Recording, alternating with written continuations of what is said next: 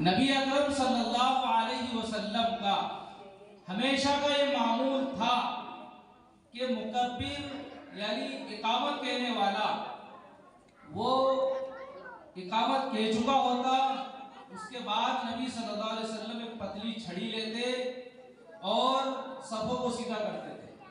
सीनों से लगाकर देखते थे कि किसी का सीना बाहर निकला हुआ तो नहीं है, किसी का सीना पीछे तो नहीं है, सफों को बराबर करते थे और तशरीह करते हुए बयान फरमाया कि एड़ी सबकी बराबर होना चाहिए, इसलिए कि पंजे बड़े छोटे हो सकते हैं, पेट बड़े छोटे हो सकते हैं, लेकिन एड़ी पीछे से मिलाकर तो सबकी बराबर रहेगी। और अब तो जो जाय नमाज आती है उसमें भी जो है 4 इंच का ऐसा एक दायरा बना हुआ होता है, ऐसी पट्टी बनी हुई होती है, उस पर हम पैर रखें तो सफेद सीधी हो जाती है। तो ये हदीस और इस तरह की तमाम हदीसें मुहद्दिसीन ने नकल की। नबी सल्लल्लाहु अलैहि वसल्लम का अमल जिक्र किया कि आप सबों को सही करते थे और उसके बाद फरमाते थे सव्वू सुफूफकुम फइन्ना तस्वियत सफ़ी मिन तमामिस सलाती मुत्तफ़क़ुन अलैह रवाहुल बुखारी व मुस्लिम। बुखारी शरीफ में भी है, मुस्लिम शरीफ में भी हदीस है, दोनों में जो हदीस जिक्र हो उसको मुत्तफ़क़ अलैह कहते हैं।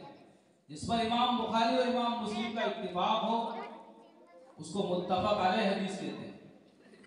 तो यह हदीस की जामे किताबों में जिक्र है। नबी सल्लल्लाहु अलैहि वसल्लम इतना एहतमाम करते थे। एक दूसरी हदीस में आप फरमाते थे, जिक्र है कि सफे सही करने के बाद आप ये फरमाते थे ला तख्तलिफू, आगे पीछे मत हो,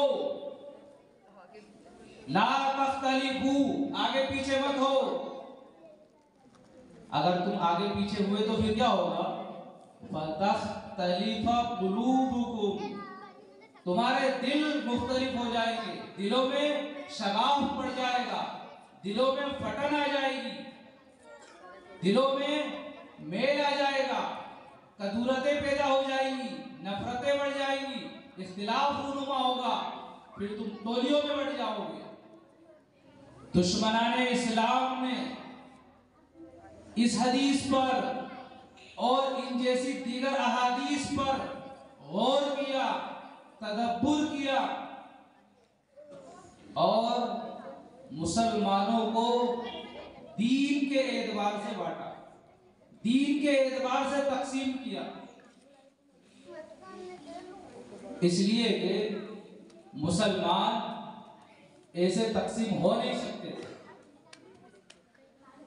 मुसलमानों को तकसीम करने के लिए लोगों ने दीन को तकसीम कर दिया। और जब दीन अलग अलग हो गए तो मुसलमान अलग अलग हो गए। टोलियों में बांटने की शुरुआत यहां से हुई है, दीन से। नबी अकरम सल्लल्लाहु अलैहि वसल्लम ने फरमा दिया था कि सफे आगे पीछे नहीं होना चाहिए, बराबर होना चाहिए।